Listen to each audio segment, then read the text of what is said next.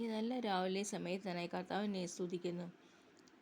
ഇപ്പോൾ ഒരു വാക്യം വായിക്കാം. സങ്കീർത്തനം 123 അധ്യായം 1 വാക്യം.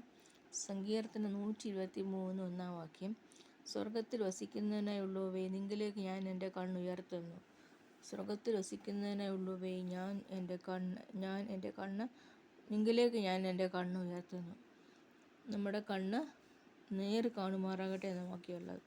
എൻ്റെ കണ്ണ് നിനക്ക് ഇടർച്ചയായാൽ ചൂഴിനെടുത്ത് കളക്കാമെന്നാണ് പറയുന്നത്. എൻ്റെ കണ്ണ് നേർ കാണുമാറാകട്ടെ എന്നാണ് ബൈബിളിൽ പറയുന്നത്.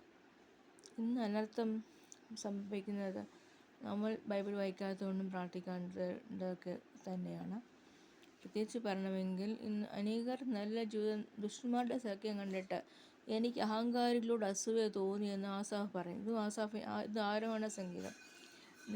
ബൈബിളിൽ പറയുന്നു, ദുഷ്ടന്മാരുടെ സൗഖ്യം കണ്ടിട്ട് എനിക്ക് അഹങ്കാരത്തോട് അസൂയ തോന്നിയെന്ന് ആസാഫ് പറയുന്നു.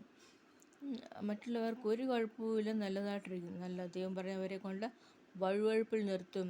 ഒരു ദിവസം വഴുവഴുപ്പിൽ തന്നെ ഒരു സ്ലിപ്പറി പ്ലേസസിൽ തള്ളിയിടും ദൈവം. ഇന്ന് നമുക്ക് നോക്കുന്ന ആൾക്കാരെല്ലാം വളരെ നല്ല മനോഹരമായിരിക്കും. നമ്മുടെ ജീവിതത്തിൽ താഴത്ത് ഒന്നുമില്ല, യാതൊരു കാര്യത്തിലും നമ്മളെ മാറ്റി നിർത്തപ്പെടുന്നു നമ്മൾ തോന്നുന്നുവെങ്കിൽ ഞാൻ പറയട്ടെ, ഞാൻ ഒരു ദിവസം പറയട്ടെ, അതെല്ലാം ഒരു ദിവസം വഴുവഴുപ്പിലാണ്. 23 സങ്കീർത്തനം മുഴുവൻ വായിക്കുകയാണെങ്കിൽ നമുക്കറിയാൻ പറ്റും, അത് ആസാഫ് ദൈവത്തോട് ചോദിക്കുന്ന ചോദ്യമാണ്. എനിക്ക് എല്ലാവരോടും അസൂയ തോന്നുന്നു. അതേപോലെയാണ് സ്വർഗത്തിൽ വസിക്കുന്നതിനുള്ളവ നിങ്കിലേക്ക് എൻ്റെ കണ്ണുയർത്തുന്നു. കാരണം എൻ്റെ താഴ്ത്തപ്പെട്ട അവസ്ഥ, എൻ്റെ താഴ്ന്ന അവസ്ഥ, ആരും നോക്കാനില്ലാത്ത അവസ്ഥ, എന്നെ കുഴിയിൽ ചാടിക്കുന്ന ദുഷ്ടന്മാരുടെ അവസ്ഥ, അതുപോലെ എനിമീസാലുണ്ടാകുന്ന ക്ലേശങ്ങൾ, ഇതെല്ലാം കണ്ടിട്ട് എനിക്ക് വയ്യ കർത്താവേ എന്ന് പറയുന്ന മേലോട്ട് നോക്കുന്ന അനുഭവമാണ് ഈ പറയുന്നത്. സ്വർഗത്തിൽ വസിക്കുന്നതിനുള്ളവേ, നിങ്കിലേക്ക് ഞാൻ എൻ്റെ കണ്ണ് ഉയർത്തുന്നു. സ്വർഗത്തിലോട്ട് നോക്കുവാൻ, സ്വർഗത്തിലെ ദൈവത്തെ നോക്കുവാൻ രാവിലെ ദിവസം കർത്താവ് നമ്മളെ സഹായിക്കട്ടെ. സ്വർഗത്തിൽ വസിക്കുന്നതിനുള്ളവേ, നിങ്കിലേക്ക് ഞാൻ എൻ്റെ കണ്ണ് ഉയർത്തുന്നു. അടുത്ത വാക്യം. ദാസന്മാരുടെ കണ്ണ് യജമാനൻ്റെ കയ്യിലേക്കും ദാസരുടെ കണ്ണ് യജമാനത്തിയുടെ കയ്യിലേക്കും എന്ന പോലെ ഞങ്ങളുടെ കണ്ണ് ഞങ്ങളുടെ ദൈവമെങ്കിലേക്ക് അവൻ ഞങ്ങളോട് കൃപ ചെയ്യുവോളം നോക്കിക്കൊണ്ടിരിക്കുന്നു. അപ്പോൾ നമ്മൾ നോക്കേണ്ടതായിരിക്കും, സ്വർഗത്തിലേക്ക് നോക്കാം. സ്വർഗത്തിലേക്ക് നോക്കുമ്പോൾ നമ്മൾക്ക് അതിന് പ്രതിഫലം ലഭിക്കും നിശ്ചയം.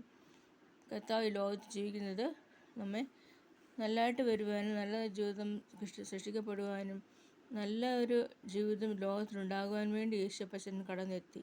എന്നിട്ട് ഇന്ന് ജീവിക്കുന്ന മനുഷ്യരെല്ലാം അതുപോലെയാണ് ജീവിക്കുന്നത്. കഷ്ടതയും പ്രയാസങ്ങളും പട്ടിണിയിലും ദുരിതത്തിലും ജീവിക്കുന്നു. ആശ്രയമില്ലാതെ ഭർത്താക്കന്മാരാൽ പ്രയാസങ്ങൾ ഭാര്യമാർക്ക് ഭർത്താക്കന്മാർ ഭാര്യമാരെയും കൊണ്ട്, കുഞ്ഞുങ്ങൾക്കും ടീച്ചേഴ്സിനെയുണ്ട്, ഫ്രണ്ട്സിന് അവരുടെ ഫ്രണ്ട്സുകാരെ കൊണ്ട്. ഇങ്ങനെയൊക്കെയാണ് ഇന്നത്തെ ജീവിതം. അങ്ങനെ ഇരിക്കുമ്പോൾ കർത്താവ് പറയുന്നു, നീ എന്നെ നോക്കുക, നിൻ്റെ കണ്ണ് നേര് കാണുമാറാകട്ടെ. വാക്യമുണ്ട്, 17 സങ്കീർത്തനമാണെന്ന് തോന്നുന്നു, അതിനകത്തുണ്ട് വാക്യം.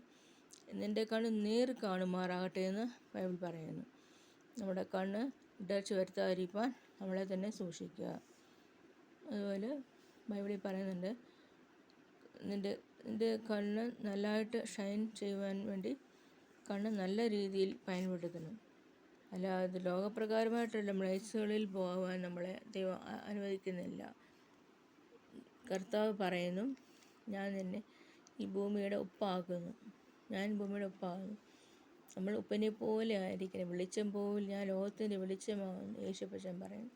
നമ്മൾ വെളിച്ചമുള്ളവരാക്കി തീർക്കണം. മറ്റുള്ളവരുടെ മഹത്വം കണ്ടിട്ട്, ഭവനത്തിൻ്റെ ജീവിതത്തിൻ്റെ മഹത്വം കണ്ടിട്ട് ഭയപ്പെടേണ്ട. ഒരു നാൾ അതെല്ലാം നിഷ്ഫലമാകും. ആ ദിവസം വരെ നമ്മൾ ദുഷ്ടന്മാർക്ക് കിട്ടുവാൻ നമ്മൾ നോക്കിക്കൊണ്ടിരിക്കാം. ദുഷ്ടന്മാരെ നീതിമാന്മാരുടെ മുൻപിൽ നിൽക്കുകയില്ല. അങ്ങനെയാണ് ബൈബിൾ പറയുന്നത്. ദൈവം നമ്മളെ ഈ ആലോചനകളാൽ നിറയ്ക്കട്ടെ. ആമീൻ.